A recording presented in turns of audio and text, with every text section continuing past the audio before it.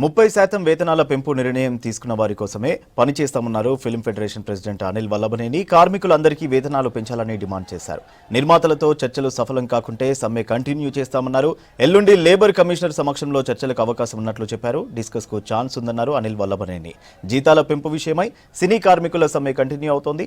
ప్రొడ్యూసర్లతో చర్చలు విఫలమవడంతో కృష్ణానగర్లో బ్లాక్ రిబ్బన్లతో నిరసన చేపట్టారు సినీ కార్మిక సంఘాల నేతలు.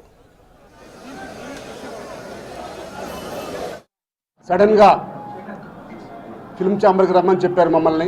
వారు వచ్చి ఏకంగా ఒకటే మాట చెప్పారు, మేము పెంచేది ఓన్లీ ఫస్ట్ 1500 లోపు వాళ్ళకి మాత్రమే మేము వేతనాలు పెంచుతాము, ఆ పైన వాళ్ళకి ఎవరికి పెంచము అన్నారు. అంటే ఎవరికి పెంచడం అంటే ఏ యూనియన్ పెంచడం అని చెప్పేసి దాన్ని డీటెయిల్డ్గా అన్ని యూనియన్లతో మాట్లాడాము. అన్ని యూనియన్ల పేర్లతో సహా 2000 లోపు ఉన్న 10 యూనియన్లు పెంచుతాం, కానీ ఆ పైన ఉన్న technician union, fighters union, dancers యూనియన్కి ఏ ఒక్క రూపాయి పెంచడం అన్నారు.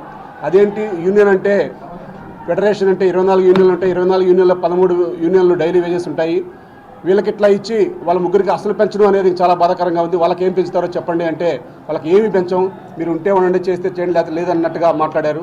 అది ఇంకా బాధాకరంగా ఉంది. మేము ఒక్కటే అనేది ఏదన్నా సరే ఛాంబర్తోనే పరిష్కారం చేసుకుందాం అని మీరు అన్నారు, మేము అన్నాము. కాబట్టి ఆ ఛాంబర్లో పైకి మీడియా ముందు మాట్లాడింది ఒకటి, అక్కడ జరిగింది ఒకటి.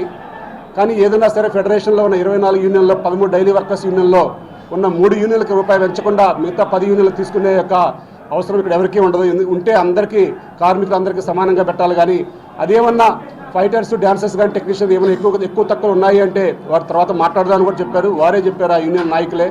అటువంటిది కూడా పరిగణలో తీసుకున్నాం. మేము రూపాయి కూడా పెంచాం, మీరు ఏం చేసుకుంటే చేసుకోపోండి అన్నట్టుగా మాట్లాడటం ఇంకా చాలా బాధాకరంగా ఉంది. మేము ఒక్కటే అనేది, ఏదున్నా సరే కార్మికులు ఐక్యంగా ఉంటారు.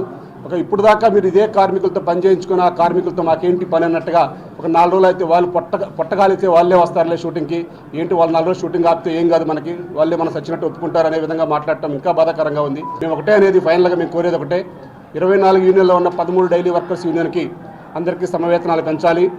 ఈరోజు చర్చలు చూసి ఈరోజు చర్చలకు ఏం కాకపోతే సంపూర్ణ బంద్ ప్రకటిస్తామండి. ఇంకా మాకు ఆ విశ్వప్రసాద్ గారు మాకు నోటీస్ ఎందుకు పంపించారో మాకు తెలియదు. మేము ఏదన్నా ఛాంబర్కి మేము నోటీసులు పంపిస్తాం, ఛాంబర్ ద్వారానే మాట్లాడుతాం తప్ప మాకు డైరెక్ట్గా మాకు పంపడానికి ఎవరికి అధికారం ఉండదు.